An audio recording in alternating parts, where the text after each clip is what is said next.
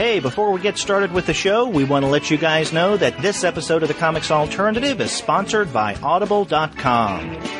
That's right. They have more than 180,000 audiobooks and spoken word audio products. They're the leading audiobook publishers, and you can choose such comics-related titles as Sean Howe's Marvel Comics, The Untold Story, and David Haydew's The 10-Cent Plague. Get a free audiobook of your choice at www.audibletrial.com/comicsalternative. That's audibletrial.com/comicsalternative and get started today.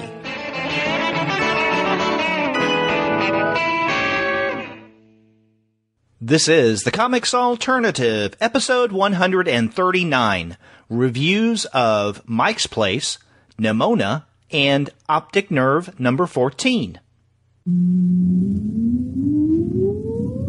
Countdown for blast off. X-5, 4, 3, 2, X-1, fire.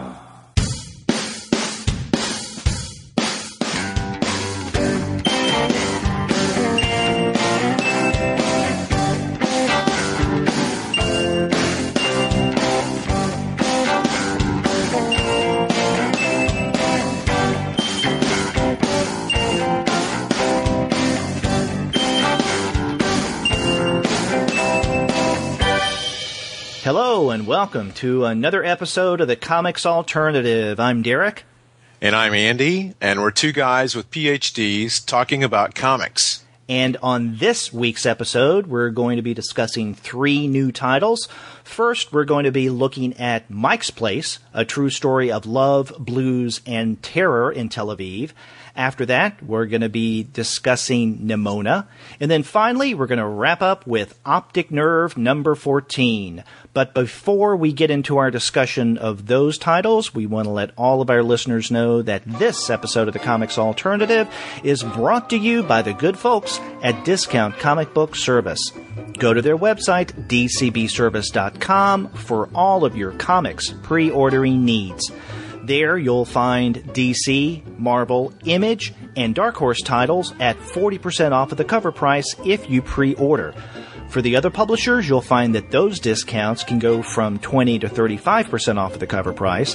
And every single month, you're going to find incredible specials, and June is no exception. Now, sometimes those specials are at 45% off cover price. Sometimes you'll find them at 50% off, and many times the discounts are even more impressive than that. And if you've ever thought in the past that it was Bundle Madness Month at DCB Service, wait till you see this month. Wow.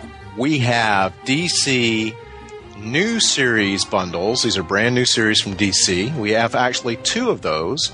We have a DC returning series bundle, a Valiant bundle with the 10 newest Valiant titles, a Vertigo bundle with the 5 newest Vertigo titles, and more. And all of this is 50% off.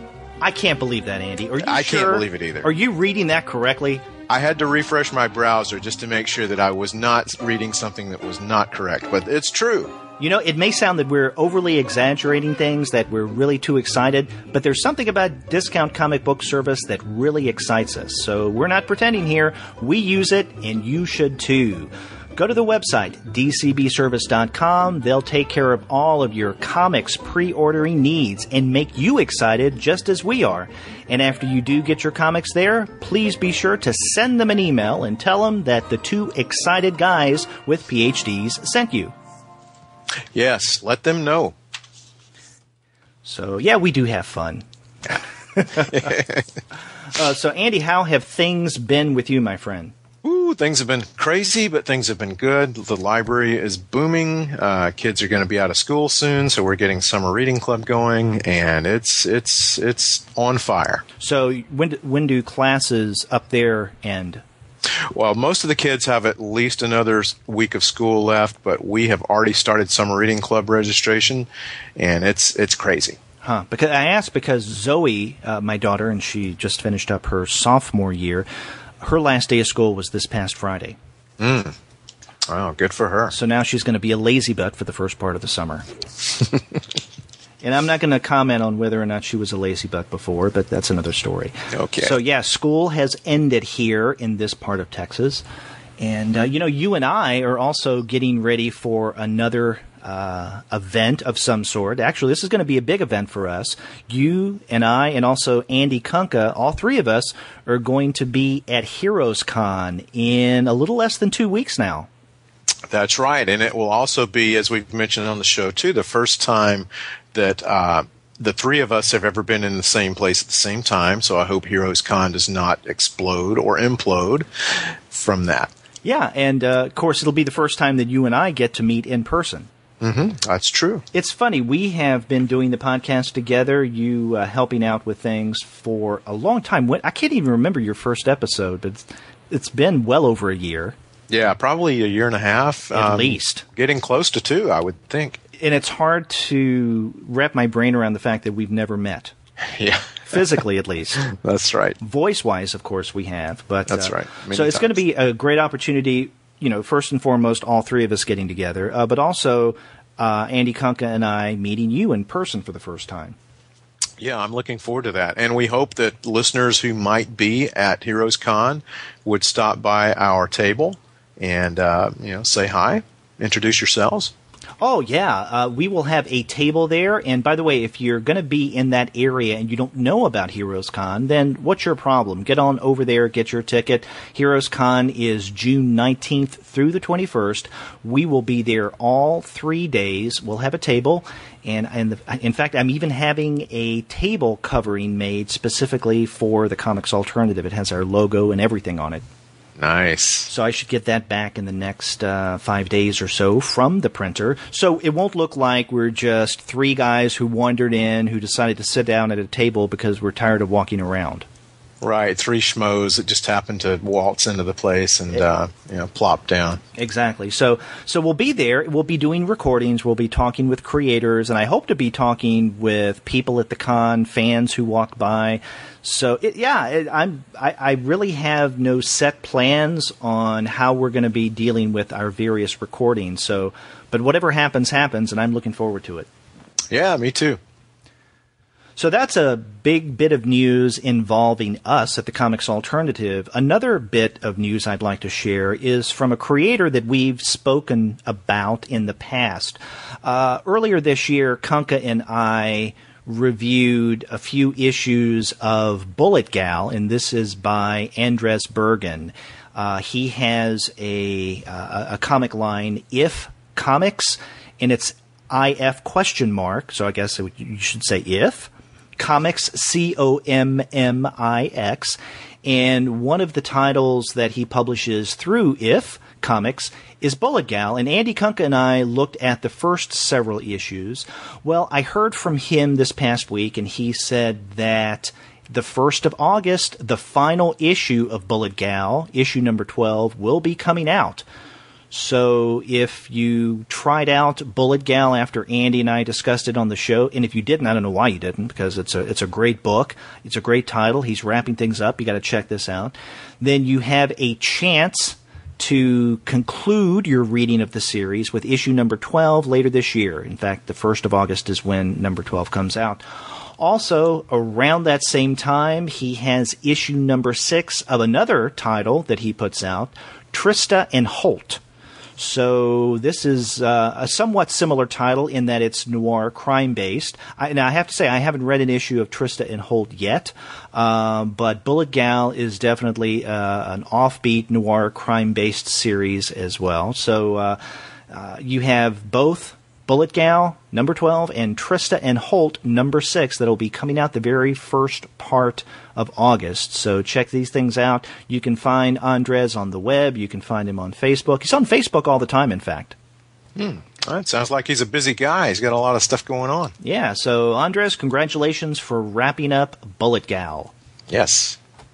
Also, Andy, we have a bit of listener mail. All right, let's hear it. Mail time. Ooh, the mail's here. That means we get to see our old friend, Mailbox. This is from Tim Comrie, who has written the Comics Alternative quite a number of times, and in fact, he is a creator himself. He does a self-published series called Leisure that I've taken a look at and I absolutely love. But he writes in his email, "You're always saying to let you know that what we've been reading based on your recommendations. So here are some from me." And he lists a variety of titles that are all based in one way or another on things we've discussed on the past few months. He says he's been reading Pride of Baghdad, A Contract with God, The Eternal Smile, Corpse on the Imgen, March 1 and 2, Haunted Horror, banned comics from the 1950s, Criminal Special Edition, Dave #1, Descender #1, The Manhattan Project's first 2 trades, and Ex Machina. He also says, a book I picked up on my own that I was really impressed with and would recommend is Rutu Modan's Exit Wounds. Talk to you soon, Tim. Tim, thank you very much for that email. And in fact, even though we have never discussed a Rutu Modan comic on the Comics Alternative, I reviewed her book Property on the blog when it came out. I think it was last year, maybe a year and a half ago. So I very much like Modan's work. I think she's a great creator. So you're spot on with that, my friend. Yeah, well, thanks for letting for writing us, Tim. We appreciate it. Yeah, thanks. Now, let us get to the 3 titles that we're going to be discussing for this week.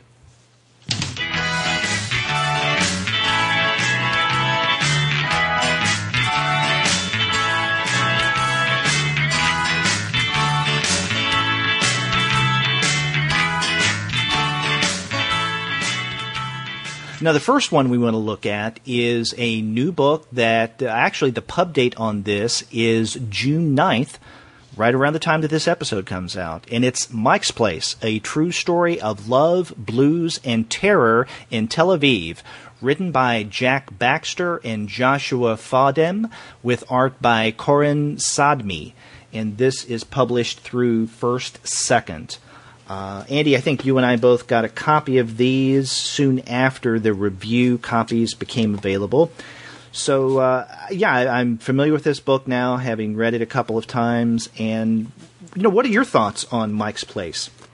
This is, Derek, this is for our listeners who might not be familiar with it. This is somewhat a nonfiction graphic novel, and the end notes, the authors tell us that some things have been changed. Obviously, some of the names have been changed, but this is more or less a nonfiction work about a place in Tel Aviv called Mike's Place.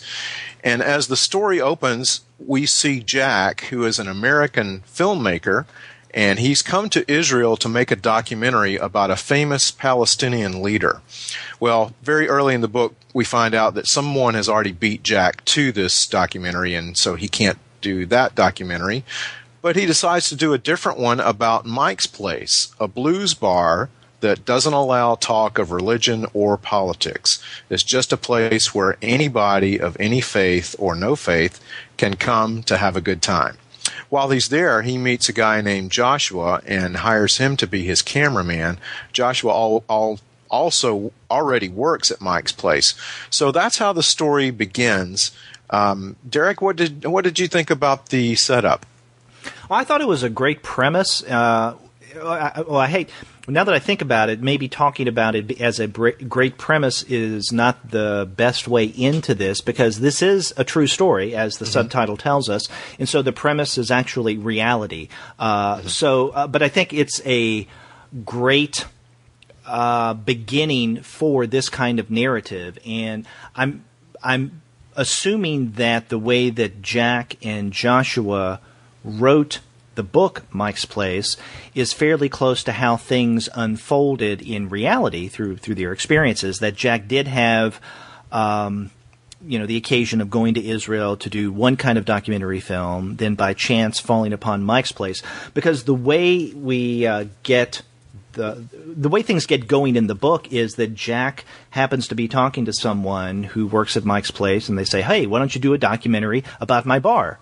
And I think he's talking with Gall about this, right? One of the owners of Mike's Place, and says, Jack asks him, why would I do a documentary of your bar? And he says, this is the real Israel, not the kind of Israel that you usually see on TV news, with the conflicts, the fighting, the killing, the terror bombings and all that. This is where people, as you put it, of different faiths, different religions, different philosophies can come together and have a good time. It's where they drink, it's where they listen to music, it's where they hang out, it's where they just, let loose. And that's what Israel is all about. And so he comes to see the value of that, Jack does, and decides to make this film. So I think that is a great setup.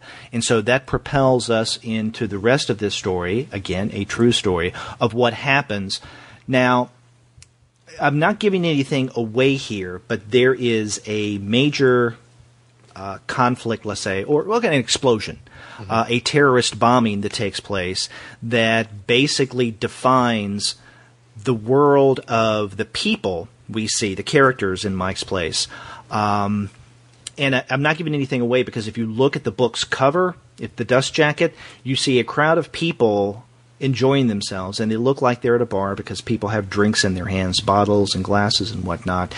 And they're in the background, but in the foreground is an image of a man seen from behind, and he has a bomb vest on, and he has his hand behind him about to press a switch. So you know that some kind of terrorist bombing is going to take place somewhere in this book. And I think that both Baxter and Faudem, in their writing of this story, they do a pretty good job of leading up to, at times, even teasing that this tragedy taking place. So when it happens, it's no surprise, but at the same time, at least for me, it struck me as a little bit of surprise of the effect that it had. So I think that both Baxter and Faudem did a great job of setting things up without giving anything away in terms of the aftermath of the explosion. And Derek, you're absolutely right. We do know that early on, like you said, just from looking at the cover, that this terrible event is going to happen. A bombing is going to happen.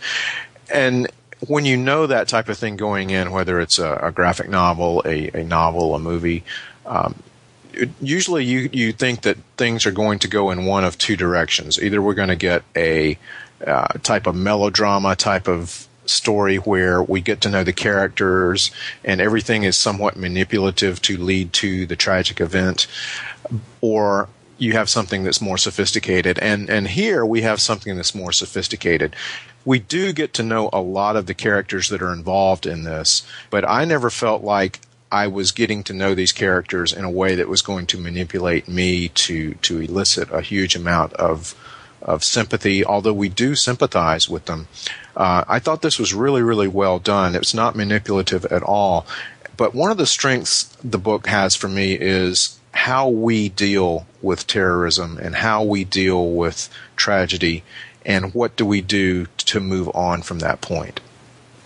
Yeah.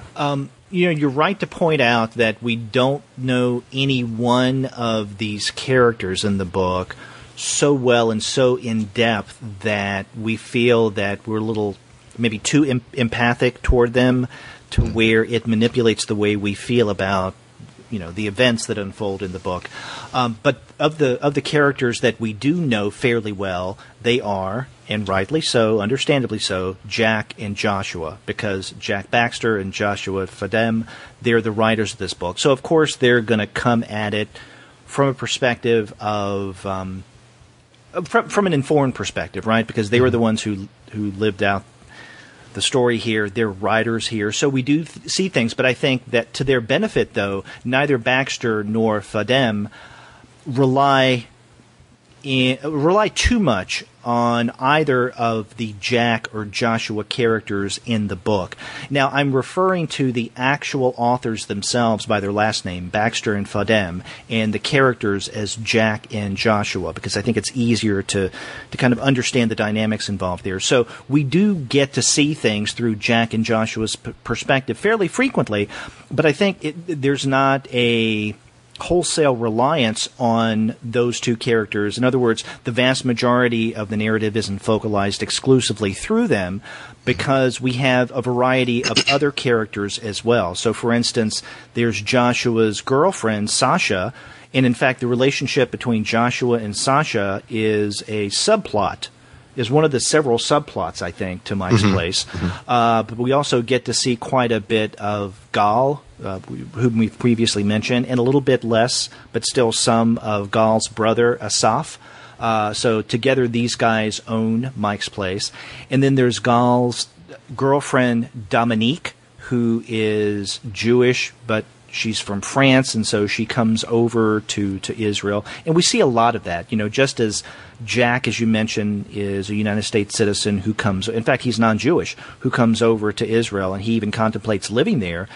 We have other characters like Dominique, not originally from Israel, but who've come to live there. And there are a variety of other characters as well. There's Avi, and there are various Davids, right? So there's Uptown Dave, UK Dave, and the reason why they have these names, we come to find out, is because there's so many Davids in Israel, I guess understandably so, that they have to distinguish them in some way.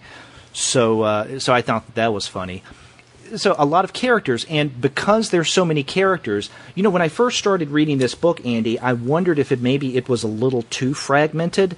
But then after I got into the first third of the book, I saw where both Baxter and Faudem were going here. They're juggling a lot of characters in this book because the main character, you could argue, is Mike's Place itself.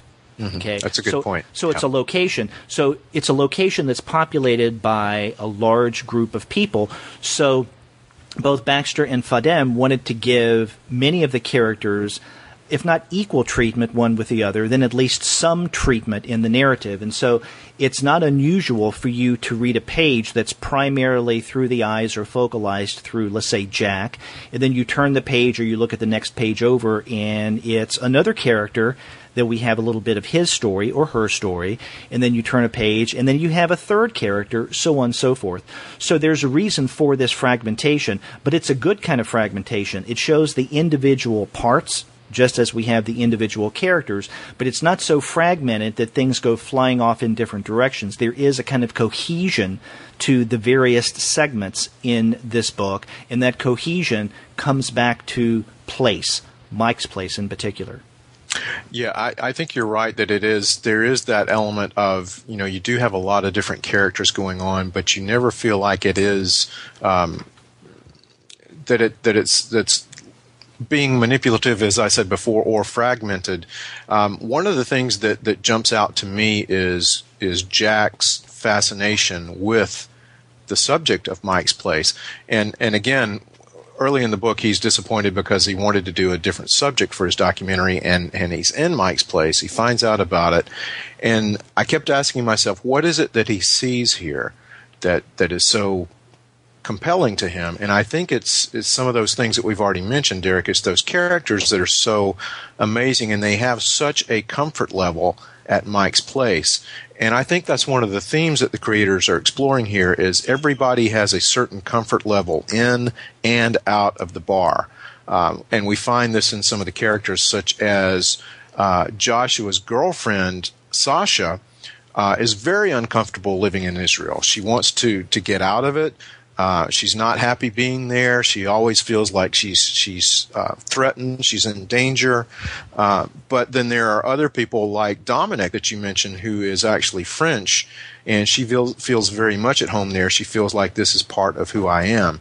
And Jack is kind of getting the feel for all of these different flavors of comfort level or discomfort level, and blending those all into the same place, which Mike's Place, kind of in microcosm, is a kind of a conglomeration of. Mm-hmm. And coming back to the various, what I was calling fragments or facets, maybe a better way of putting that, and you were talking about a conglomeration. We have a lot of different characters, and I don't want to go into a lot of detail on some, but there's one I want to talk about, and that's Dominique. Now, Dominique becomes a central character in this book. I don't want to say a lot here because I don't want to give away spoilers, but she's a very important part of this narrative, especially in the first half. And, I mentioned that this book has several subplots that I think work really well. I have to say that the subplot that involves Dominique and her roommate is one that, by the time I got to the end of the book, I felt wasn't played out enough to at least it wasn't played out enough to justify setting it up in the first half, because in the first third, definitely the first half of this book, we get little hints here and there that Gal and Dominique, who are seeing one another, that all is not rosy in their relationship, and that Dominique, there's something going on with her and her roommate. But we don't know in the first half of the book who her roommate is. We can guess who it might be, or what gender this roommate might be, or how they're involved. Is it a business relationship? Because, Dominique is wanting to go into business, catering business when it comes to baking. Is it business related? Is it romantic? We don't know exactly. And I think that in the first half this is set up, it's almost dropped entirely in the second half until we get closer to the end. And then I think, I'm just wondering if Baxter and Faudem felt that they needed to readdress this in some way, kind of to tie up the little subplot. But I'm wondering if maybe that as a subplot could have been cut.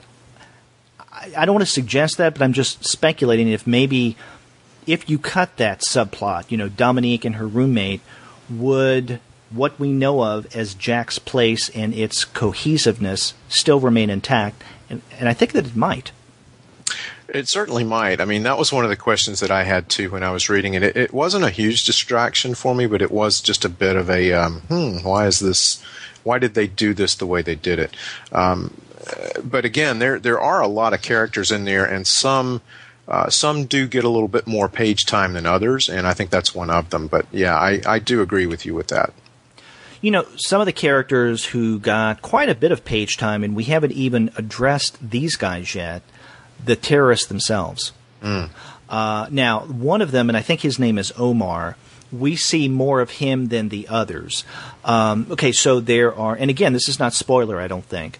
There are two bombers, and we see them occasionally in the first half of this book, and we see them every now and again. So we see them together. We know that they are British nationals. We know that they come over to Israel and are eventually recruited by, it may be Hamas, I don't know. I know that they claim the bombing, yeah. Right.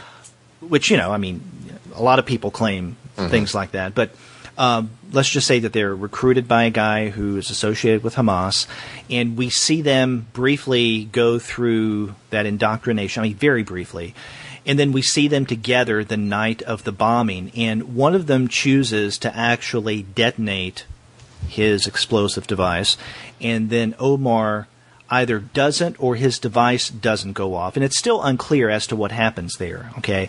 And the reason I mention this is because in the second half of the book, we do see Omar occasionally, and we see him in the predicament that he's in, right? So he's in hiding. They do put his face and name on television, so he worries, how is he going to get out of this? And then we also see him wrestling with the fact that he attempted, or he was going to attempt, to detonate an explosive device and martyr himself at Mike's place. And I won't say anything else about his wrestling with this situation, but we do see quite a bit of him going back and forth of what to do and agonizing to a point, I think, over his part in this, in the deaths of I think there are 3 people who were killed at the bar, right? I think it's 3, yeah. 3, yeah.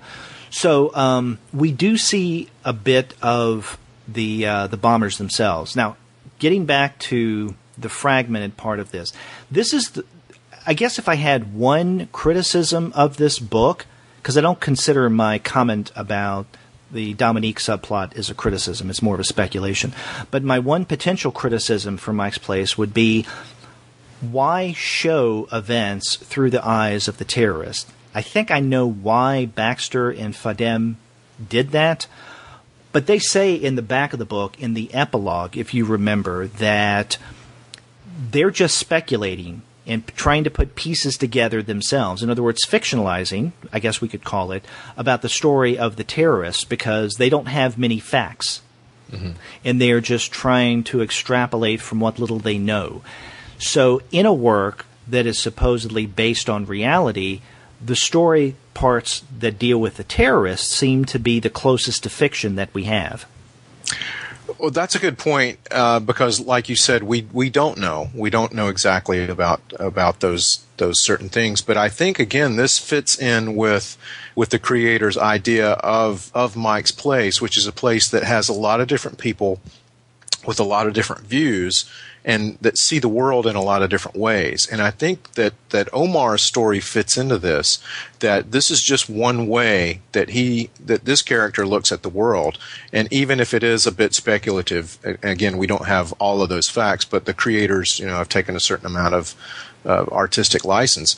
But I think the creators do a good job of showing us how Omar sees the world, and especially from a terrorist character, that point of view that we don't often see, at least portrayed in this way as someone who has a conflicting situation in his mind. We tend to think of all terrorists are just they're driven. This is all they think about. Well, Omar is a different character. He is driven, but he's got other things on his mind too, and he's wrestling with a lot of issues. And I appreciate that the creators have brought that to the table. Yeah, and see, I don't think we see that much of Omar. We do see him wrestling a little bit with the decision that he made, or that he almost made, to end his life in the terrorist act. But there's not enough there for me as a reader to feel that I know enough about him to where I can see things from his point of view. I still can. And I think that both Baxter and Faudem, they had their hands tied because they couldn't represent things from Omar's point of view because they didn't have access to Omar's point of view. Right. So part of me wonders if they put in the parts every now and again in the book with the terrorist as a way of being a little more democratic in their presentation, kind of like, as you point out, Mike's Place is. It's open. There are many different people from different backgrounds, different points of view. And so in the book, Mike's Place, just like the bar, Mike's Place, they wanted to have people from different backgrounds who come from different points of view. The thing is, we just don't get much in the way of the terrorist point of view outside of that, which I guess you could even make the argument could be stereotypical. Yeah, but for me, I think it was enough to plant the seed of doubt of this character and knowing that he's going through a couple of different or several different things. But I see what you mean about that, and I do agree with you to a certain extent. But for me, that was enough of different shadings of the character for me to be affected by it. Okay, yeah, and like I said, it's one potential drawback to me, but it's not anything that I would hold against it, or I don't want to keep writing this. So, but other than that, I really did enjoy this book, and I tell you, one of the things that impressed me the most, and I'm someone who tends to privilege structure, especially of well-crafted structure in a graphic novel or any work of narrative, is the way that Mike's Place is put together, because it's divided into 6 different chapters, and you have almost an exact, evenly divided halfway point in this book. So we have the first 3 chapters, which end on chapter 3 ends on page 92, and then you have the last 3 chapters of this book, and if you don't count the epilogue, it ends on 185. So chapter 3 ends and chapter 4 begins almost slap dab in the middle of this book, and I like that. But also I think it's well crafted in terms of structure, not only because of numbers, which may or may not mean anything, but in the way that they present their story. So in the first 3 chapters of the book, that's where we have the setup and the explosion. The explosion takes place in the very last part of chapter 3. And then the last half of the book, chapters 4 through 6, that's the aftermath of the explosion and how it forever changed most of these characters' lives. Some permanently in a variety of ways. So, and I guess permanent does mean forever, right? I was being redundant there, but it does change their lives. And so we do get a nice balance in this book. Everything leading up to the explosion, and then the aftermath. And so I don't know which defines Mike's Place, the bar, and the book more. The first half, the setup, what the bar is all about, what it means to people, or maybe in the second half, the explosion and how that came to have meaning for the people who were associated with Mike's Place. And I think both are just as legitimate. And, however you read the book, whether, the significance of Mike's Place or the aftermath of the explosion and what it did to Mike's Place, I just think it's a very strong story. I think it is a very strong story as well, and I hope that readers will pick this one up and give it a chance. And if you do read the book, you should know that the documentary that Jack is making in the book actually happened. And that documentary is a movie called Blues by the Beach, and it was released in 2009. It looks like it's available in a few venues. You can get it on Amazon. I think it's a little bit pricey. I don't know that it's streaming anywhere, but the documentary did get made. It's out there, and I'm kind of interested to see it at some point. Yeah, I wish I'd had the time to see the documentary before we recorded this episode. I'd like to check it out. Yeah. Another thing before we move on is, you had mentioned when we were discussing the terrorist perspective that one reason why the authors represented Omar and then some of the other terrorists is to give a little more balance, to kind of see things from a different perspective. It's important to note at the beginning of each chapter we have a quote from the Koren. Mm-hmm. Yeah, and I thought that was very interesting and very effectively done as well. Yeah.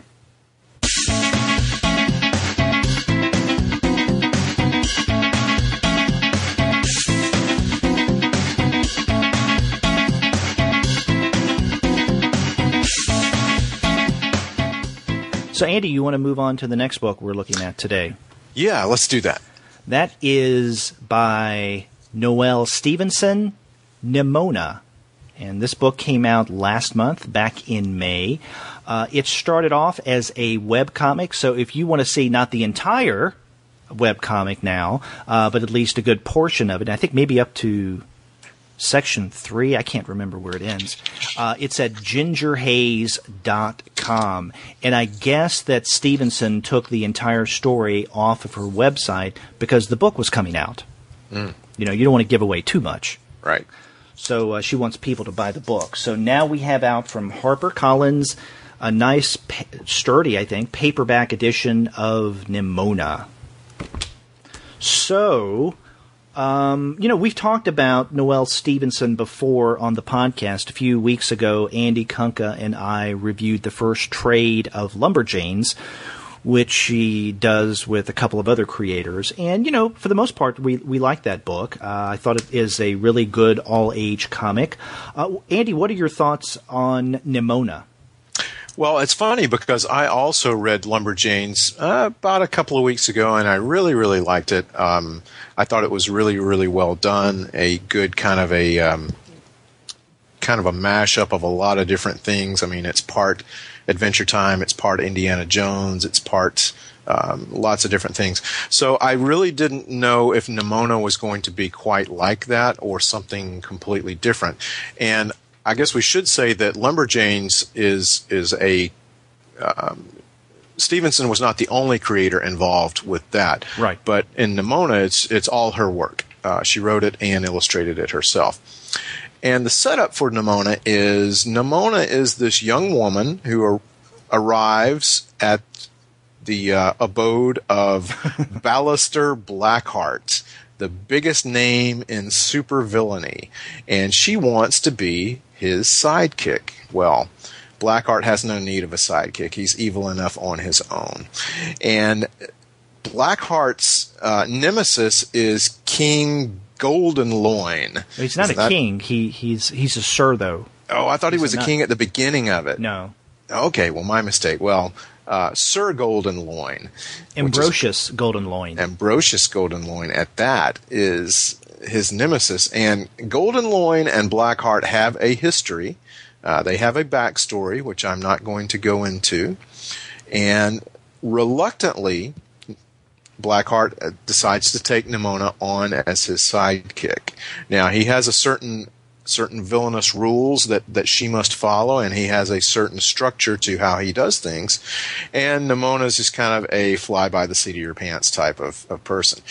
But you know that they're going to have a type of relationship, otherwise we would not have a book. So that's the premise of how Nimona starts. Yeah, exactly. And one of the things that Ballister Blackheart learns early on is, and we as readers learn, is that Nimona is a shapeshifter. Yes. And she can change into anything as long as it is a creature that exists and it's animated. So she couldn't change into a rock or a tree. Well, I guess a tree. Well, that's not animated. It's right. living, but it's not right. Like an animal. So, but she can change into animals and people and things of that sort. And that's where a lot of the comedy comes in the book. And it's also the premise around which the last part of this really unfolds, because as we learn, and I don't want to give anything away here, but she is a little more than just a simple quote-unquote shapeshifter. Right. And again, Derek, like you said, we don't want to give away too much, but it is important how the book is set up in the beginning, and that does come into play near the end.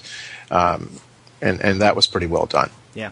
So, okay, you've given the premise. What did you think of the entire story?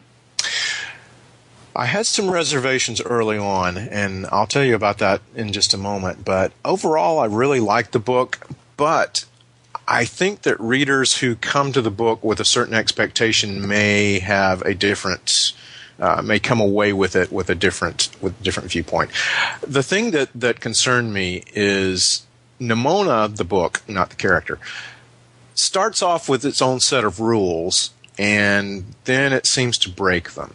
And what I mean by that is we start the book, and it looks like that it's set in either a fantasy world or a medieval setting, that type of thing. You've got castles, you've got armor, very, very low technology, that type of thing, and you expect it to be that type of story.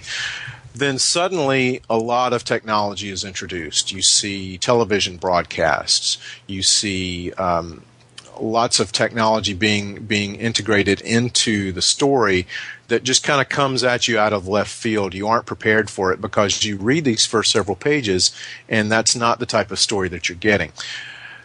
I think Stevenson is doing this for a reason, and I think it's for a specific reason, or maybe a couple of different reasons. But if you can accept that, what I call breaking of the rules, and can go along with that, you're probably going to enjoy the story.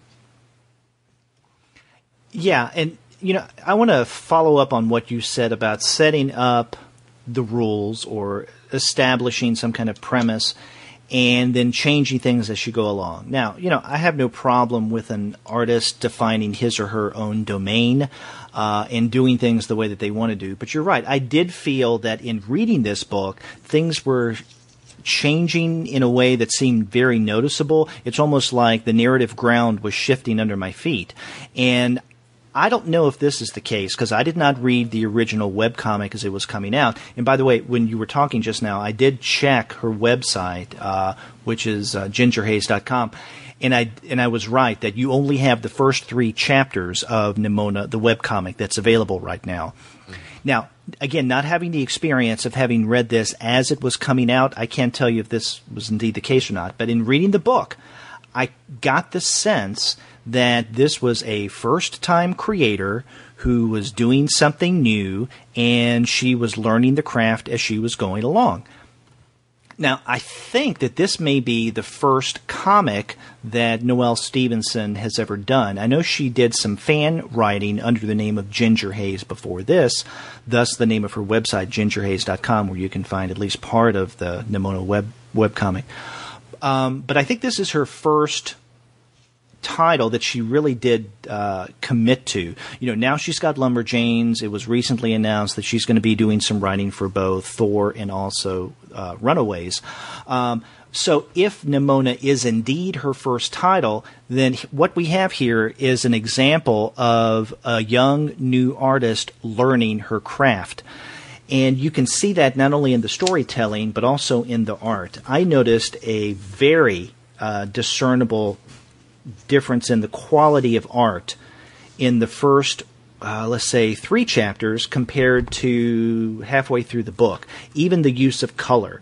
It's very different. And I'm wondering if part of the difference in art, and sometimes even down to sharpness of the reproduction, I mean, there are times where the text in the speech bubbles, the speech balloons, seem a little less than crisp, I think would be the best way of putting it, or the most strategic way of putting it. I'm wondering if that's just a problem of taking something that was written for the web and coming out with putting it out in a book now. I don't know if that's the case. But the art wasn't as sophisticated early on, which is fine. Again, this is Stevenson learning her craft. But the storytelling, not just at the beginning, but I think throughout, it's a little problematic for me. Now, let me pause for a moment and say that overall I like Nimona. Okay, it's a title that I would recommend, and also I want to remind listeners, as you know, Kunk and I established from the very beginning, we don't discuss books on the Comics Alternative unless we like them overall and would recommend them to other people. We may have some problems with it, we may have some criticisms, but that's fine. You know, I mean, if you like something and you can't be a critic in any way whatsoever, then I think something is wrong with you as a discerning reader. So I think it's incumbent upon us as critics and as comic scholars, really, and I consider myself a comic scholar, you know, to look for the parts that work and look for the parts at the same time, you know, that may not work as well. And I think with Nimona, again, overall I like the book, but it has some problems in its storytelling. I got the impression that, similar to what you said, she was kind of learning things as she was going along, changing the rules. And for me, there's some scenes that take forever to get to the end. So she's learning pacing with Nimona. I mean, there are like at least 2 scenes in the last half of this book that are so decompressed that it had me putting down the book because I wanted to approach it from a position of fresh enjoyment. So I said, okay, I'm getting tired of this scene. It seems to be going on. I'm going to put it down for a few minutes, go take a break, get a snack or something, and then come back and pick it up again. And also in the dialogue, especially the conversation between characters, sometimes that dialogue goes on a little too long. And I think what Stevenson could have used is a really good editor. And I'm not saying this just because I'm an editor. I mean, so obviously I think that editors are essential. You know, that's my day job. But, you know, this is her own webcomic, and so she's not going to have an editor. She's her own editor. Now, you mentioned one of the differences between Nimona and Lumberjanes is that she's working with other people, so they're helping her with that. Also, it's from Boom Studios, and so I'm sure that editors are working with them in that capacity, at least I hope, because I did feel that Lumberjanes is a much stronger narrative than Nimona. Now, Nimona, the webcomic, is up for an Eisner Award this year, if you recall. Mm-hmm.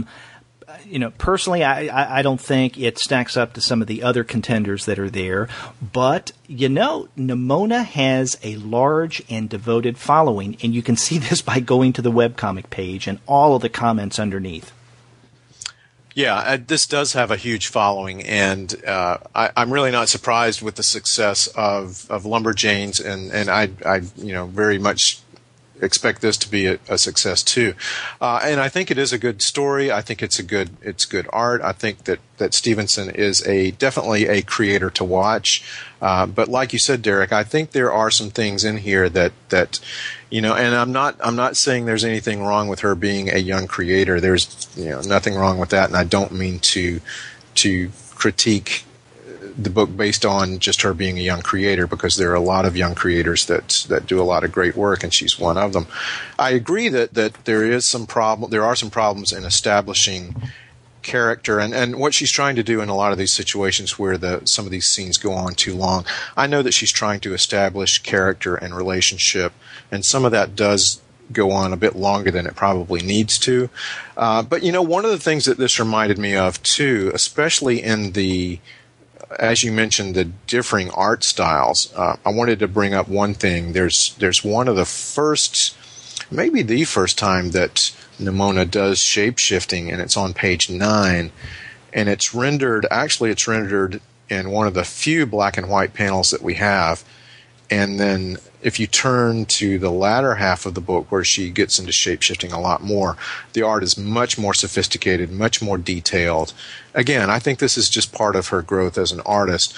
We kind of looked at the same thing several weeks ago when we looked at Nate Powell's collection, You Don't Say. Those early stories that he had that were seemed to be very autobiographical, were in an art style that was not as developed as the stories that appeared in the latter half of that book. So I think we're just seeing Stevenson develop as a writer and an artist. And yeah, you may have some scenes that are a little too wordy. You may have some scenes that go on too long. Again, I think she's learning her craft. And I agree with you. We both recommend this book, and hopefully the things that we're saying will be constructively taken, because I do think she's a talented creator, and we definitely want to see more from her. Mm-hmm, exactly. Now, you made the comparison to You Don't Say from 2 weeks ago, and you're right. We did comment on the fact that we could see Nate Powell's growth from those earlier stories to the most recent ones in the collection, because he did arrange them chronologically. But I think that Nimona and You Don't Say, they're two different beasts entirely. One was written to be a coherent narrative from beginning to end, and the other one, You Don't Say, is a collection of stories, most of which were previously published elsewhere, either in other collections or even self-published, and then presented as a collection of an already established artist. Powell even did say in the notes to that book that he intersperses in between, or right before each of these stories in the collection, that some of these, the earlier ones, he's not completely proud of. They're things that he could go back and change. Any artist would say the same, right? I mean, we could listen to very early episodes of the Comics Alternative, and I would say, geez, I wish I had done things differently. I wish I had spoken differently. I wish I had edited or mixed things in a different way. That's going to happen. But the thing with Nimona is that it's, a different kind of narrative. And I'm looking at the very end of the book when we get to the epilogue, and then after... It's kind of a nice ending, granted. And then we get the acknowledgments, or the thank you page. And this is on 257, if you see what I'm talking about here. Mm-hmm. And you see a cute picture of the character Nimona, little hearts above her head. And then there's a banner up at the top that says thank. And there's a bottom underneath that says you. And that's sweet. And that's nice. Nothing against that. But what it reminded me of is looking at her website earlier. If you go to, the archives and what chapters of Nimona, the original webcomic, that are there remaining, tons and tons of fan reaction. Now, Andy, this is something that you and I have commented on our webcomic shows, and that is when you have a webcomic that has a devoted following like Nimona did, there's a temptation there for the artist, okay? On the one hand, you have a large devoted following, which webcomics seem to generate, okay? And I think that's a great thing. On the other hand, how much to heart do you take reader response, and how wrapped up do you get in their commentary, their praise, and you being so reliant on your audience in a more immediate way? Now, that brings me back to my earlier critique is of the pacing in this story. I'm wondering if maybe this, thank you to my fans, is linked in some ways to the pacing. In other words, her readers of the webcomic at the time wanted more interactions in certain ways that in book form seemed to go on a little too long, that was a little awkwardly paced. And so here, I think, with Nimona, we have an example of how a good webcomic doesn't necessarily translate into a 100% successful book. And I think that one of the things to take away from Nimona is, not only is it a fun story, and ultimately we like it, but it's also a cautionary tale that not every webcomic automatically makes a great book unedited. That is a good point, Derek. And, one of the things about being a successful creator, and I can't speak from experience because I'm not a successful creator, is... Yeah, you're a failure. Come on, let's just... I am a failure as a creator. I'm terrible. One of the questions that we ask, and I'm sure others ask too, is, or if you're a creator, do you give your fans what they want, or do you give them what you want? And I'm not saying that this is something that Stevenson has done, It may be, it may not be. But it's one of those things that creators have to constantly ask themselves, who am I writing for? Who is my audience? And the most, to me, the most successful creators may not be the most successful as far as number of books sold or whatever sold, but they're true to themselves. They tell the stories that they want to tell. And you see that a lot of times with novelists. You see it with comic creators. Fans will react to one thing let's say a creator comes out with something that's different than what he or she did the last book. And some fans say, well, I don't really like this. What do? Do you look at the feedback from your fans and say, oh, I better do more stuff like this? This is what they like. Again, I'm not saying this is what Stevenson is doing, but it's something worth exploring. What is it that the artist, the creator is trying to satisfy? Is it the audience? Is it him herself? Again, I'm not pointing fingers. I'm just saying it's something to be aware of. Exactly. And, I'm a failed creator as well. So, from my standpoint, I don't know the answer to that. I would, of course, everyone says be true to yourself, right? But at the same time, you want to pay attention to your fan base.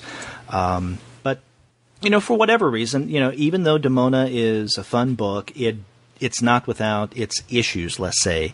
But on the upside, Stevenson has a very large and devoted following, and she's getting a lot of attention right now. Yeah.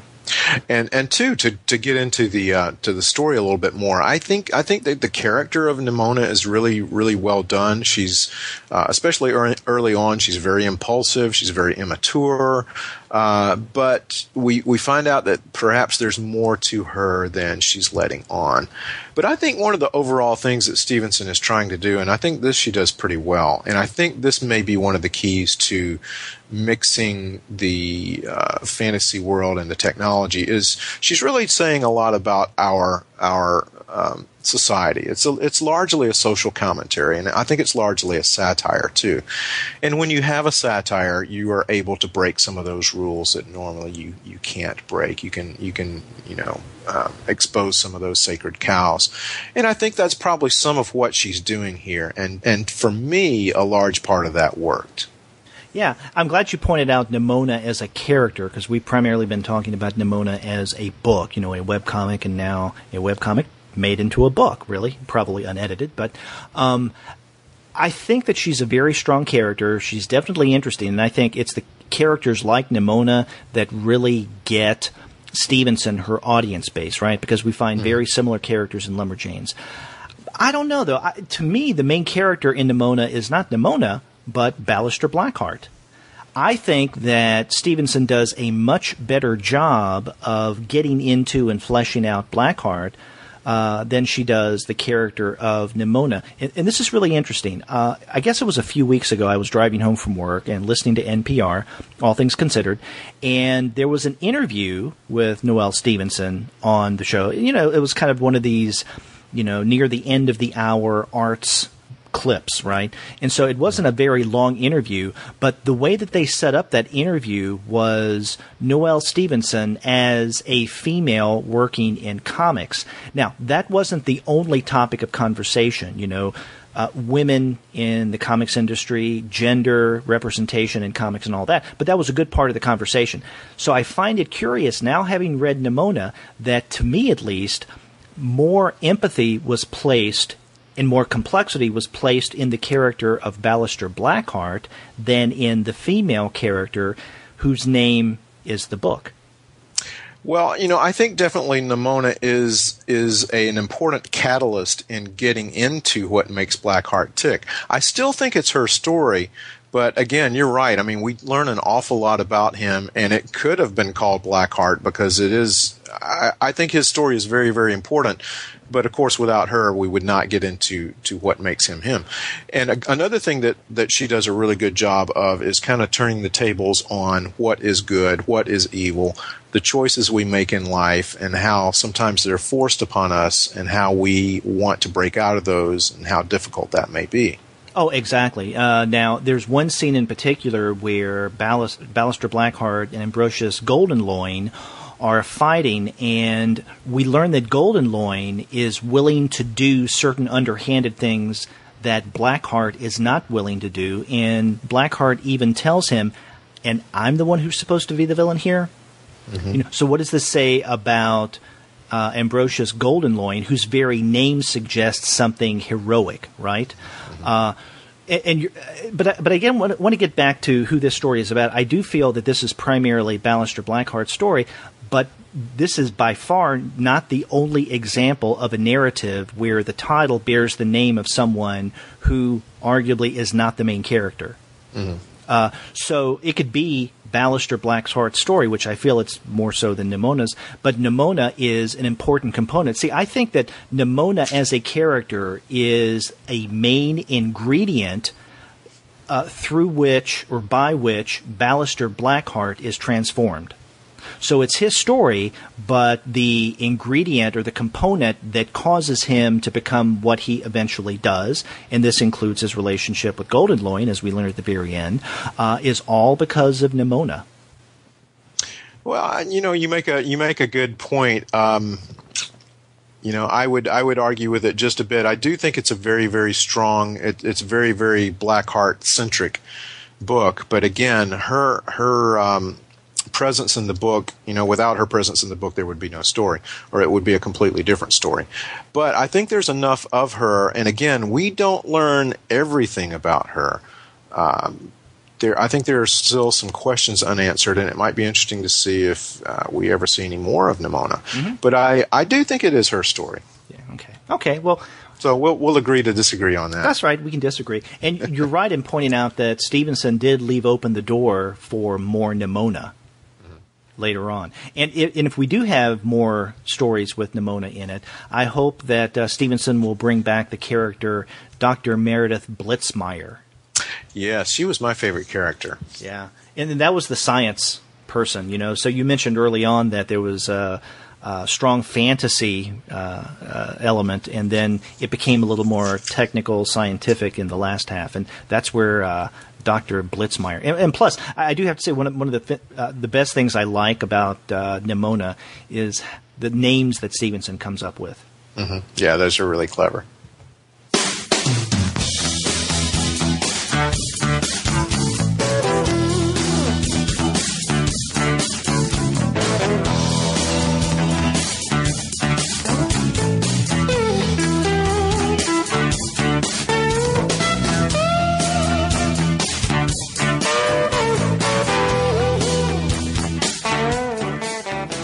So you want to move on to the last title we're going to be discussing for today.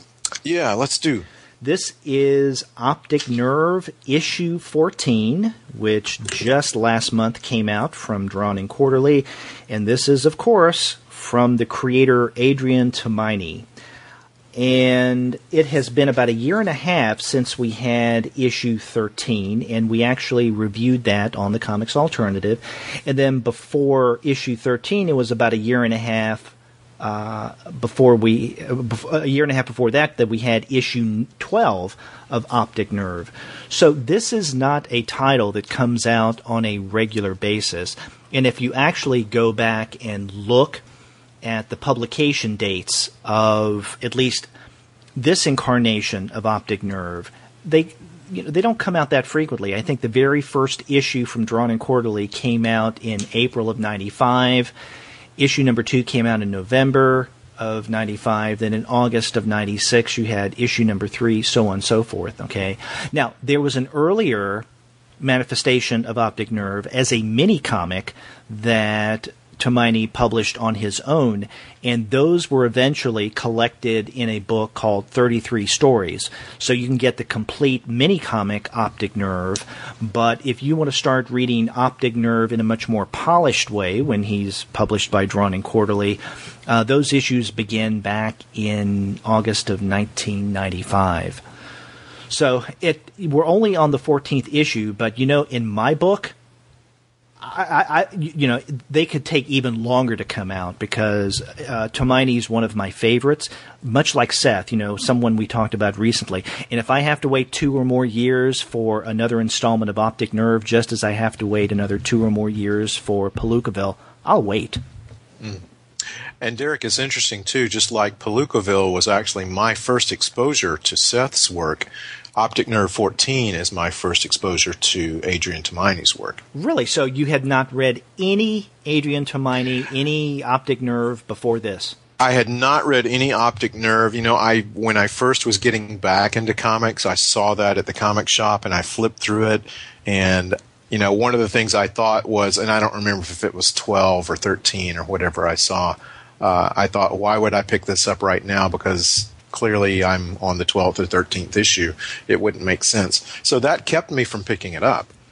You know, that's interesting. I think that for the most part, when you're looking at Optic Nerve, readers should definitely not let an issue number get in the way of them picking up an issue, feeling that they've lost out, say, oh, I didn't read the previous 13, so I'm in the middle of things, and how do I play catch-up? With very few exception, you can pick up almost any issue of Optic Nerve, and it will be a fresh reading experience. In other words, you don't have to know what came out in previous issues, because with the exception of 3 issues of Optic Nerve, and that would be, numbers 9, 10, and 11, every issue of Optic Nerve is made up of 2 or more stories that stand on their own. Now, if you're not familiar with Optic Nerve, like Andy, and you want to find out more about Adrian Tomine, you could find the individual issues of Optic Nerve. They shouldn't be that difficult and that expensive in looking for back issues.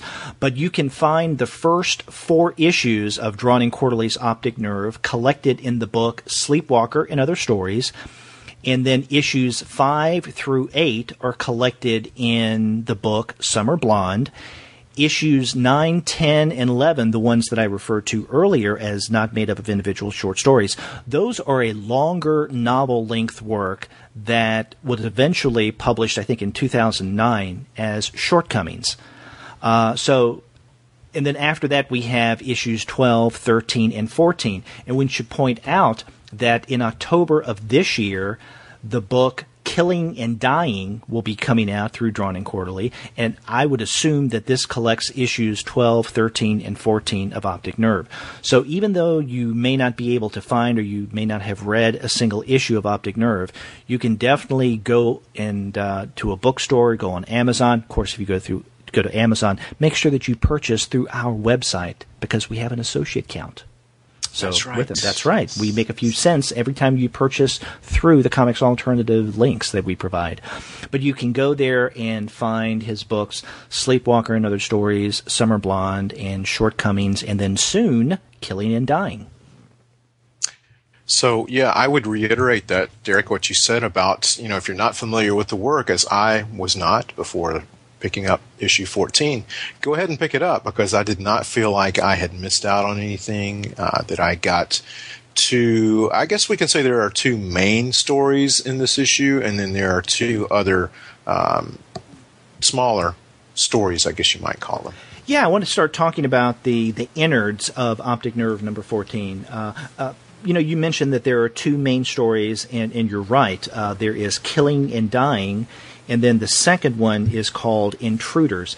But you find something very similar in issues 12 and 13 of Optic Nerve, that each of those are made up of 2 stories. The first one is a little longer, and then the second one a little shorter, but each of them are 2. And in fact, in issue number 13, the first story in that issue, Go Owls, was nominated for an Eisner last year.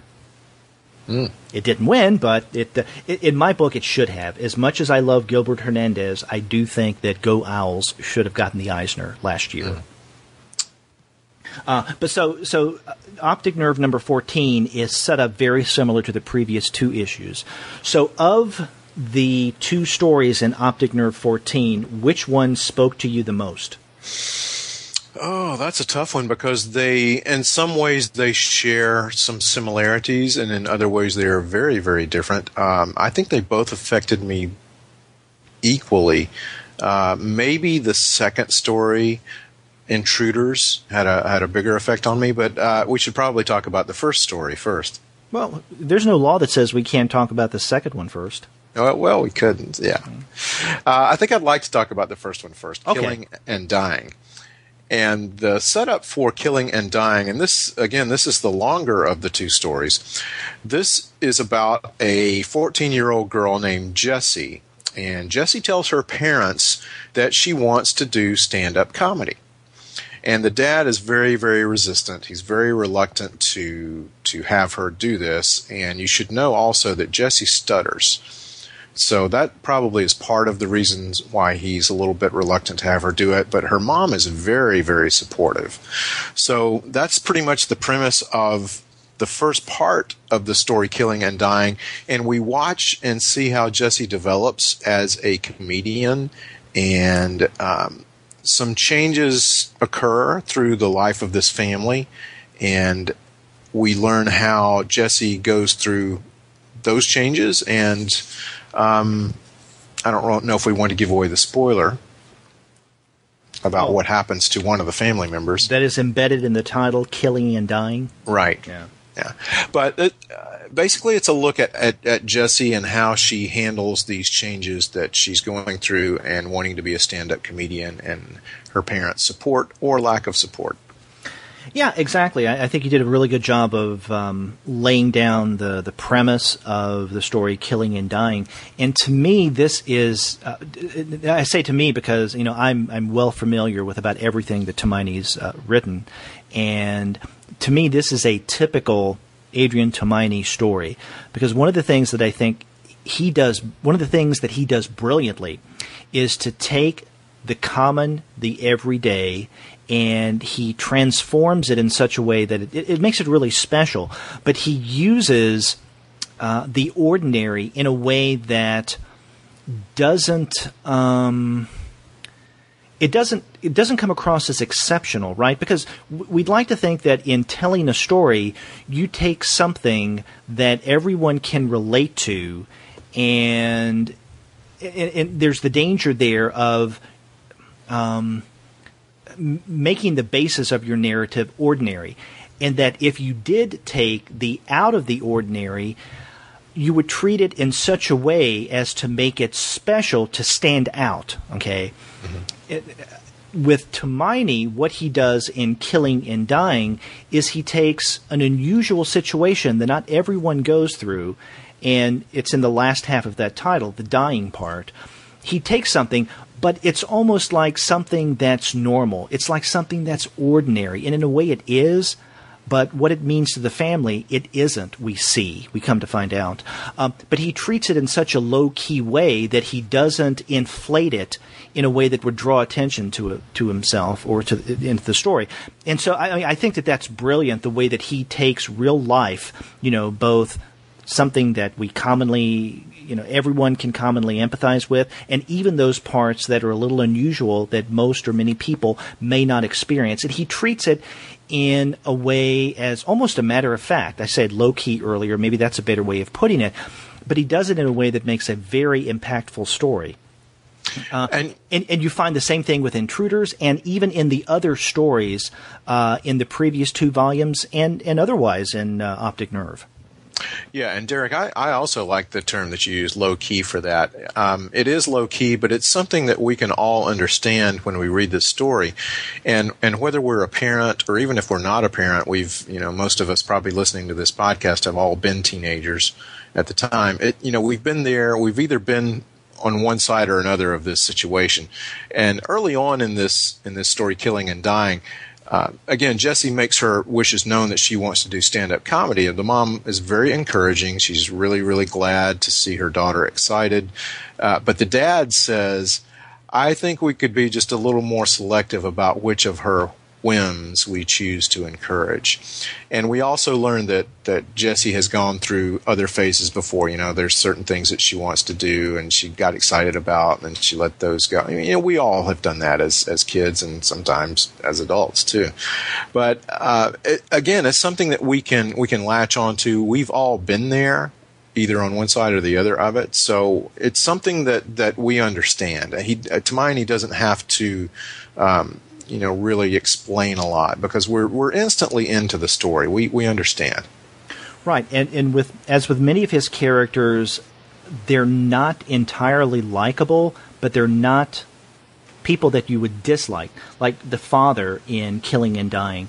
He has problems, right? He has problems relating to his daughter. Sometimes he's not the most diplomatic. Sometimes he's not very feeling, but he's trying. And there's certain things that he says, certain things that he does that we kind of slap our forehead. You're like, oh, I can't believe you did that, or you said that. And, same thing with Jessica as well. I don't think she's as, maybe not the right word, as pathetic a character as the father, but pathetic in a lovable way.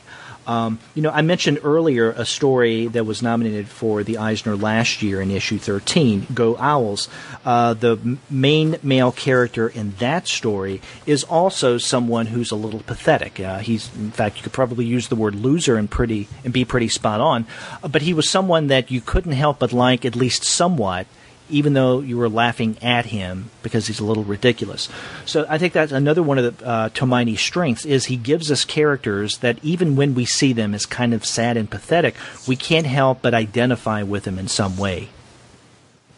Yeah, and one of the things that this is a thing that we're all familiar with, and I like the way, and Derek, you could speak to this, to whether this is a trend with Tomine, is in this first story at least, Killing and Dying, we get a structure of basically 20 panels per page, and it's 4 columns of 5.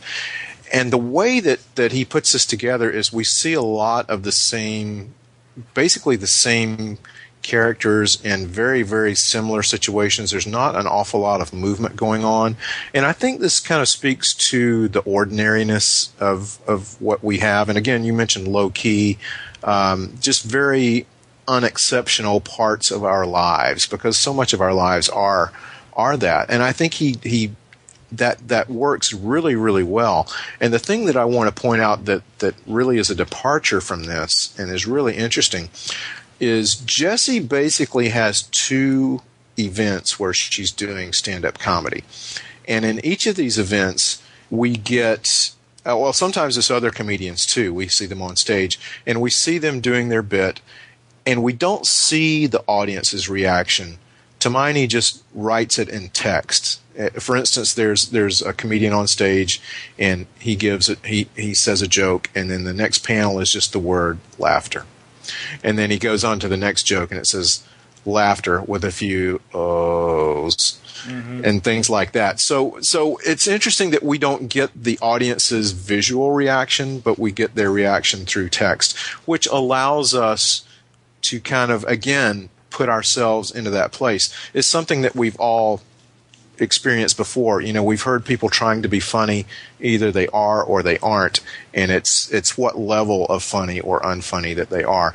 So that allows us to kind of project our own experiences into the comic, which I think is a brilliant move. Yeah, and it's also interesting what you just said. The second instance of Jessie being in front of a crowd. Now, the first was her in class performing for, let's say, the parents and her fellow students. So that was kind of staged in a certain way. This is a little different. She's going up in front of a crowd. This is toward the end of the story. It's kind of an open mic night. She's trying to do improv. So she's trying to find a way into her comedy, a way into her funny, if you will. And so she starts talking with audience members. Now, we do get the audience perspective. We see the audience members, and we see them as they react sometimes in this second performance where she's up on stage. But we also get those panels that just have the text, laughter. And interestingly enough, the only time I think she gets any laughter in that second instance is when an audience member says something. Where she's going back and forth. She's basically what happens is early on she disses an earlier open mic performer. She follows a comedian who seemed to be pretty funny, got a lot of reaction from the crowd, and she comments. And I'm here on page 22. He gets to tell jokes, jokes just because he's, she's referring to the fact that he's black and he's making N-word jokes. So she says, "How do I follow up that?" And then her response is, "I just mean I will wish I'd gone after the old lady with the limericks." And then at that next panel, you do see the woman who says, "Hey, fuck off." And so we do get her response. And at one point, her companion, this Limerick woman, yells up when Jesse says, "You got me. You got one laugh for the night." I mean, he says, or the woman says something, the Limerick woman says something, gets a laugh from the audience, which is more than Jesse's getting. And then Jesse says, "You got one laugh for the night." And then this Limerick woman's companion says, "One more than you." Yeah. Then we have that one panel that says parenthetically laughter. So that's the only laughter. And it's unfortunately not from Jesse's actions. Yeah. So most of it is silence or uncomfortable silence or scattered disapproval. Yeah, it's not a good experience for her. And her father, who is there, but she doesn't know that he's there, he is hearing what's going on, and it's painful for him.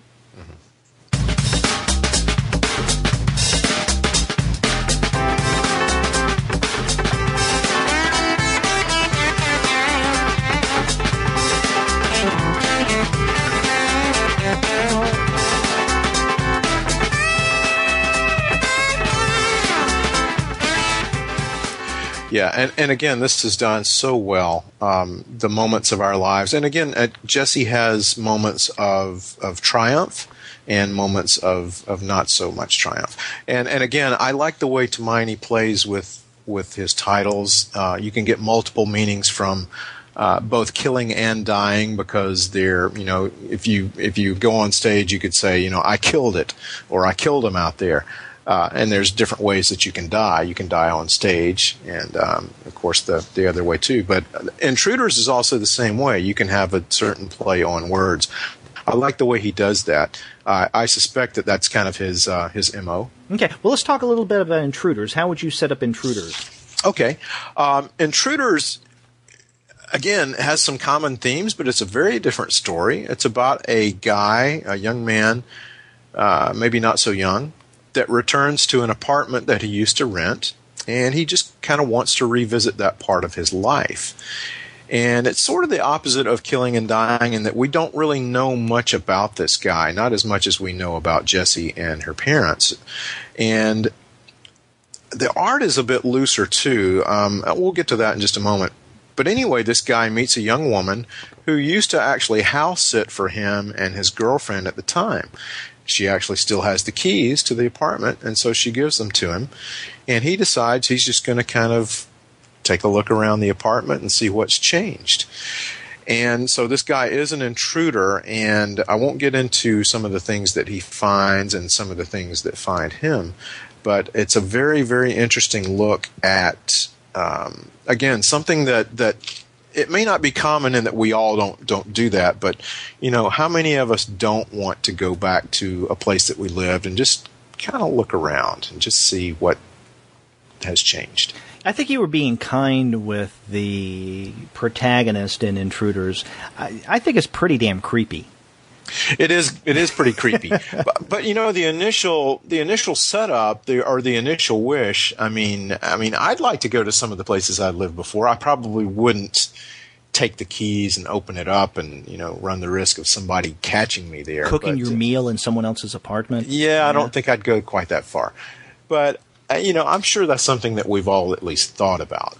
Yeah, I mean, at least he didn't do anything like rummage around in their underwear drawer and, hunt down their pornography or whatever. So, I guess it's not the extreme, edge of creepiness, but it is a little weird in a way. It is a little creepy, yeah. Yeah. And you're right that this is a different kind of story from Killing and Dying, especially in terms of its art. You're right that it's a looser form of art, and I'm pretty sure I know why, but I didn't know if you had a particular direction of where you wanted to go with the art in Intruders.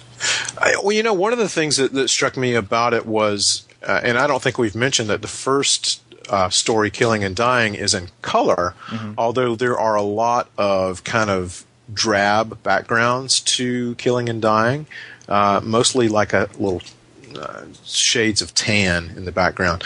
But with this story, Intruders, the entire all of it is kind of a I don't know if you call it sepia, tan. It's a tan. It's a monochromatic comic. Yeah. It definitely is a monochromatic comic with that kind of tan slant in it.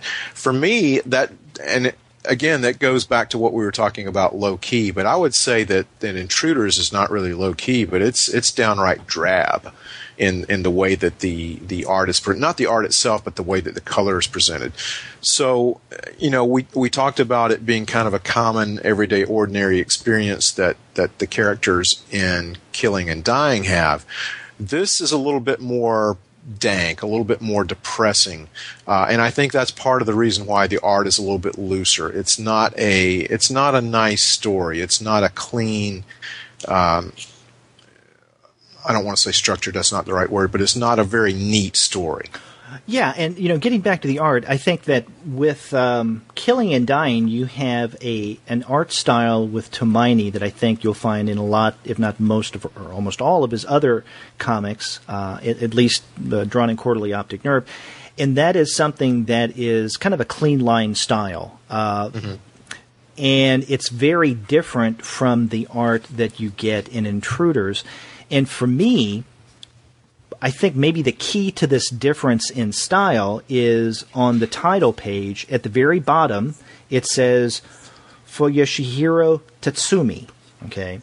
Now, if you're not familiar with Yoshihiro Tatsumi, Tatsumi is one of, I guess, the main Japanese alternative manga creators. He died... Was it this year or last year? I can't remember. It wasn't very recently. Yeah, it wasn't that long ago. But for the past several years, I think beginning back in 2005, I think it was, Drawn in Quarterly has been putting out English translation, these really nice editions of Tatsumi's manga. And the editor and designer for that series, none other than Adrian Tomine. And in fact, in the very first volume of that series, which is The Pushman and Other Stories, Tomine not only has this really nice introduction to the book, but also he has a transcription of an interview that he conducted with Tatsumi back in 2004. So if you look at the art style in this second story, Intruders, and you go back to look at Tatsumi's art, I think that him dedicating this story, which I guess story-wise is not dissimilar to what you would find in Tatsumi's short fiction, but also the art style, it's for Tatsumi because Tomine, to me at least, seems to adopt much more of a Tatsumi art style than the typical Adrian Tomine style. Mm. It also never deviates from a 9-panel grid as well. Yeah. So this is very structured, and it's also very different in that this is a very narrative voiceover heavy comic. Mm-hmm. Intruders. Everything is told not just from the perspective of the main character, but he narrates it in almost every single panel, maybe with, I think I noticed one exception. Every panel has, and yeah, all but one has words above it where the character is narrating what's going on. Mm-hmm. And the one panel without the narration above the art is on page 37. It's at the very middle. Mm-hmm. And this is where someone takes a swipe at him with a razor blade. Yeah. So and that's a very dramatic moment, and so it makes sense that that's the one panel without the voiceover. Yeah, the picture says it all. Yeah. So I think it's different just because of Tomine and his relationship and admiration of Tatsumi and his work. So I think this is an homage to Tatsumi's, the way I read it. Yeah, this is a very effective story, and Derek, you're right about the creepy factor. And one of the things that stood out to me is early in the story, the guy goes to a what is it? A bubble tea? Is that what he's having? A bubble tea place? It used to be a coffee shop across. Used to be a coffee shop. Yeah, he used to get coffee there all the time, but then he grumbles that they don't have coffee anymore, but they have this thing called bubble tea. Right. And he goes back there at least a couple of times. And one of the things that struck me about it was, there's an incident there the second time or maybe a subsequent time where the owner gets some kind of vibe about it, and the main character says most businesses value a regular customer. So there's a problem there, and that reminded me of actually working in the library, because sometimes we see people that come in on a very regular basis. They come in pretty much every day, and it's not that they're not welcome in the library, but you can, sometimes you can just sense that there's something about this person that kind of spells danger, and you're a little bit on your defenses about it. And that brought that to mind for me. And this guy actually, even though this may have started out as an innocent venture, wanting to see where you used to live, it's become something more than that. And it's become creepy. And even this guy at the bubble tea place picks up on it. Exactly. And I like your use of the word innocent, because I think throughout this story, the narrator, who is the main character here, he is an innocent first-person narrator. Innocent in that he doesn't realize the impact that he's having on people. He doesn't realize that he's coming across creepy, which is why that shop owner probably reacts the way that he does. For him, this is all normal. And this gets back to something that I had mentioned earlier about Tomine, is that I think that he's masterful at representing the ordinary, even in ways that are a little extraordinary, or dealing with extraordinary or other than ordinary characters and situations and scenarios, but nonetheless representing the story or the character or the situation in a kind of a low-key way that doesn't necessarily draw attention to himself. Yeah. One of the things that I like that Tomine does really, really well, and I'm assuming this is intentionally, is when we first meet this character, he is in shadow for at least the first 3 panels that we can see more than just a hand. And we see some element of shadow in him.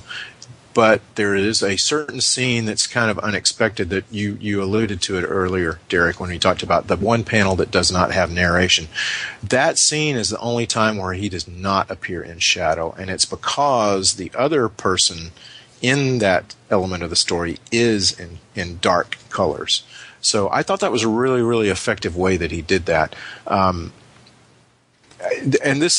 again, this points to the fact that Tomine obviously is someone that demands more than just one read. I'm really looking forward to reading both of these stories again, and to see perhaps something that I missed the first time. Mm-hmm.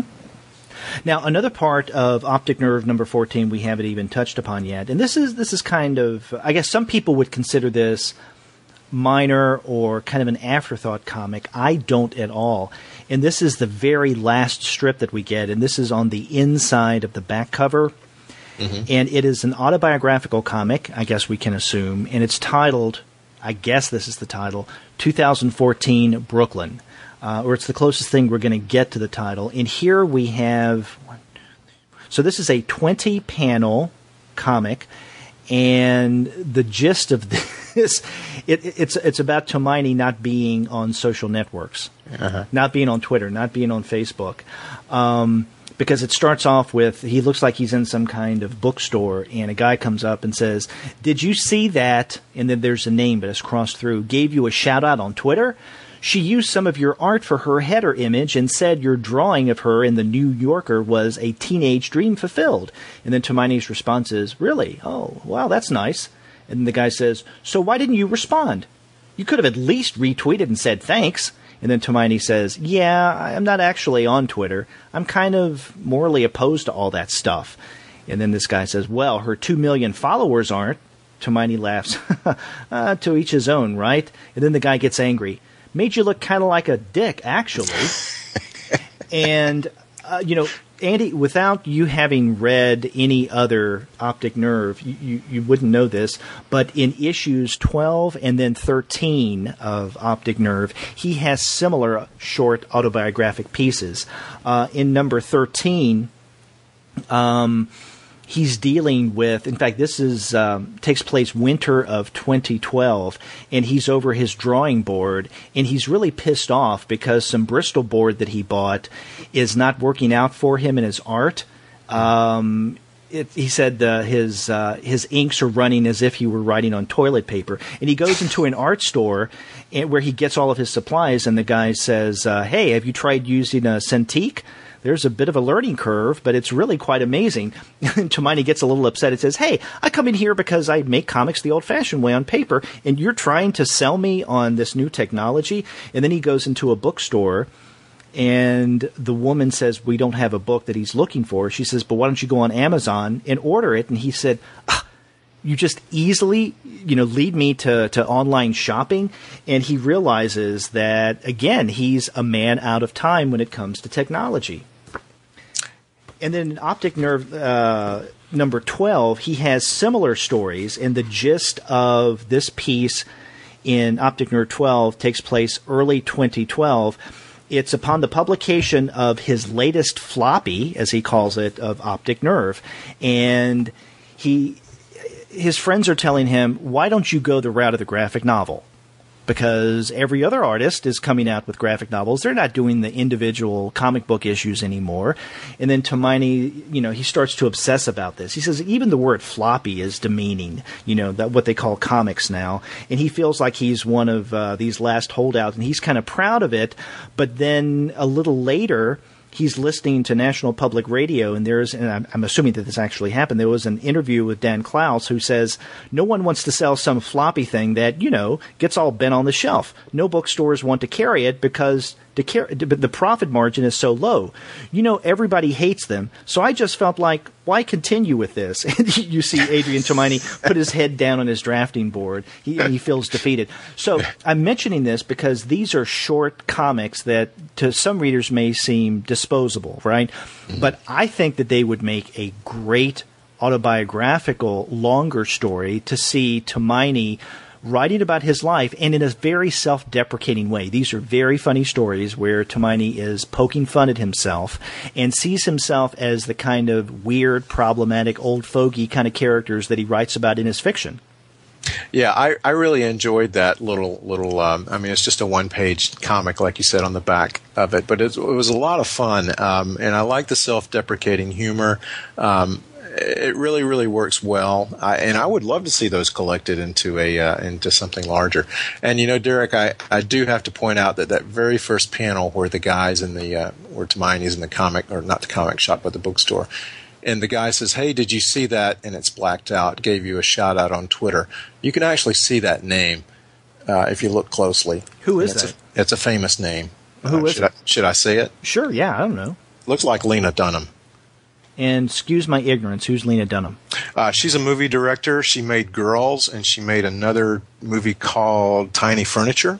It's the TV show Girls. Okay. Now, see, I was just bemoaning to my wife last night the fact that I feel so out of touch with movies right now. And this has been a phenomenon that has slowly developed, to become more intense of a problem, I guess a quote-unquote problem, over the past several years. I just don't get out to see movies much. And I don't keep up with who's hot, who's not, who's a good director, what's a great film, until probably years later. So, yeah, well, I don't see as many current ones as I would like. I like a lot of the older stuff, but yeah, I just noticed that her name is fairly easy to decipher. Coming back to this being this coming out as a floppy, okay, or a single issue.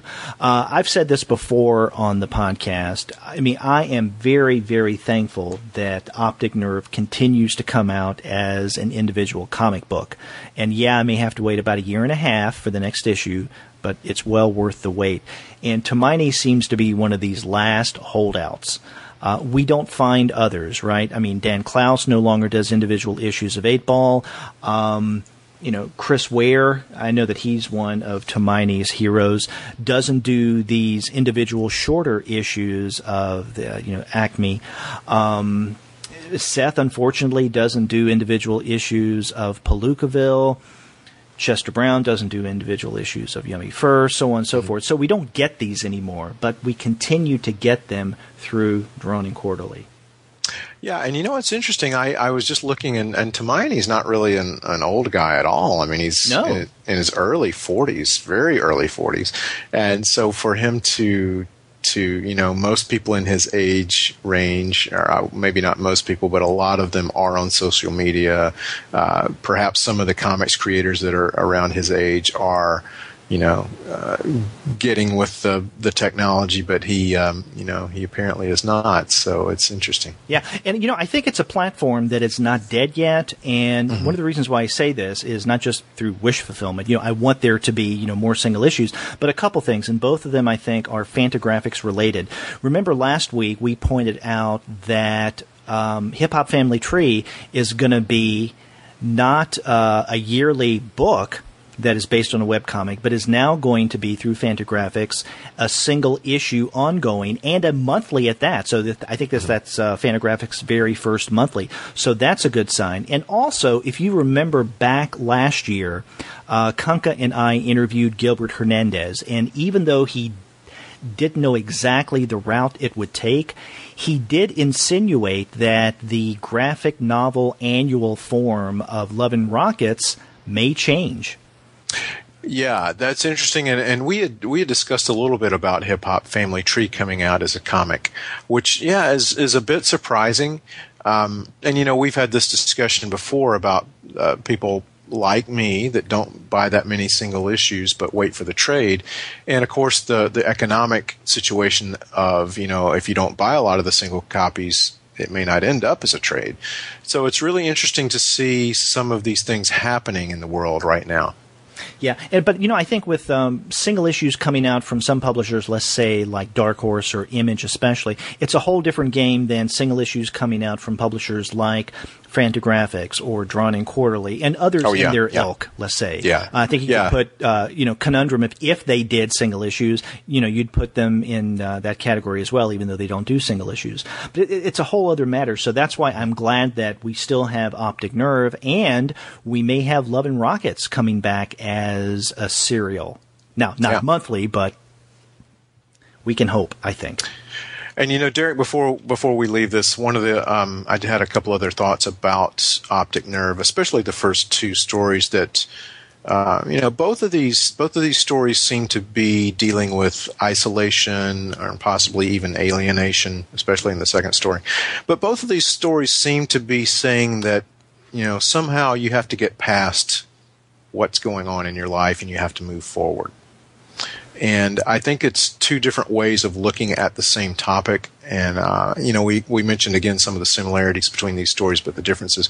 But I think they're both really saying about the same thing, that in these 2 points in your life, you've got to move forward. Yeah, and I think, you mentioned a lot there, moving forward, isolation, alienation. If you were going to attempt to define Adrian Tomine's style, and style in the largest sense, I'm not just talking about the way that he draws, but what defines an Adrian Tomine comic. Thematically speaking, I think you've just put your finger on a number of those things. People who feel out of place, people who are alienated, people who have gone through a particular experience where they feel alienated and lost right now, but eventually they feel the need to move on. And I think you'll find that in not only these two stories, but in every Adrian Tomine narrative, the short fiction as well as shortcomings. Well, and again, I'll say it just like Seth. Tomine is an author that I definitely want to experience more of, and I plan to read his earlier work as well. Yeah. And you should. And in fact, all of our listeners, if you're not familiar with Adrian Tomine's work, go out and get his books. In fact, you can click on those links that I'm going to put up in the show notes. So, again, purchase your books on Amazon through the Comics Alternative website.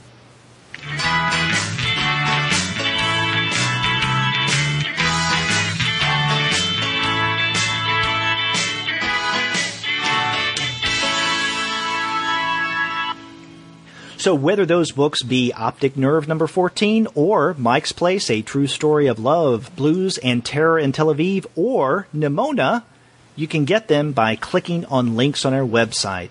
But you could have been one of those fortunate individuals who pre-ordered your books through our sponsor, and that is Discount Comic Book Service. Go to their website, dcbservice.com, and you're going to find incredible specials every single month.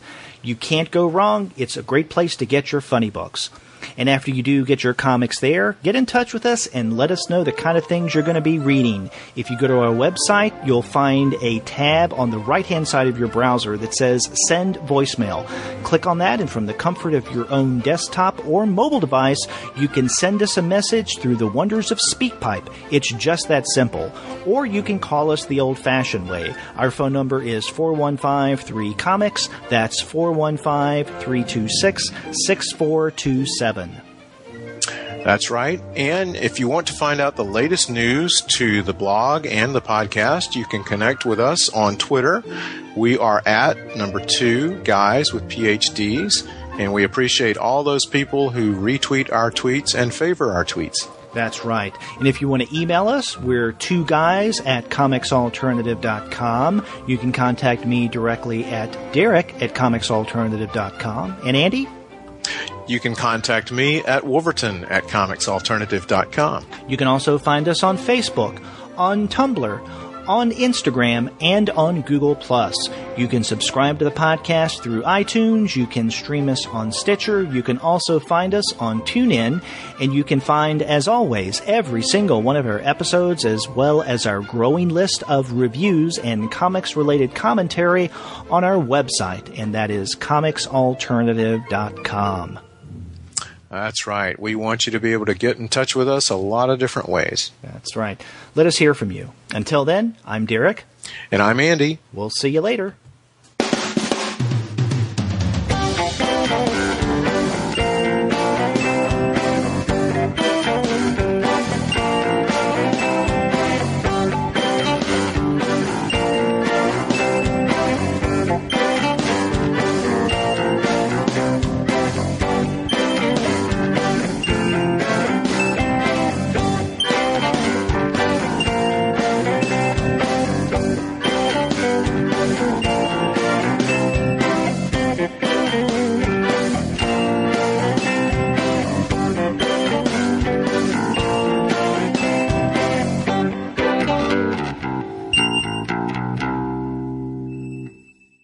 What do you think?